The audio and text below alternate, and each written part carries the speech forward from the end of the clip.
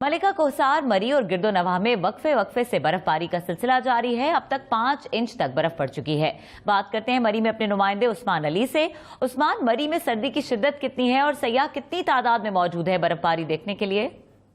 हाँ जी बिल्कुल, मलिका कोहसार मरी में बर्फबारी का सिलसिला जो है तेज़ी से जारी है। अब तक तकरीबन 5 इंच तक बर्फबारी हो चुकी है और मज़ीद बर्फबारी का सिलसिला ये अगले 24 घंटे तक इसी तरह जारी रहेगा। स्याहों की बड़ी तादाद ने वादी का रुख किया हुआ है और खूबसूरत नज़ारे देख रहे हैं। हर तरफ सफ़ेद मोती बिखरे पड़े हैं और स्याह इसको देख के खूबसूरत नज़ारों को देख के भरपूर तरीके से इंजॉय कर रहे हैं। मेरे साथ कुछ स्याह फैमिली मौजूद है, आइए इनसे जानते हैं कहाँ से आए हैं और मरी के मौसम को कैसे इंजॉय कर रहे हैं। सुबह से बर्फबारी हो रही है, बहुत मज़ा आ रहा है, हम लोग बहुत इंजॉय कर रहे हैं, बहुत अच्छा सीन है यहाँ पर।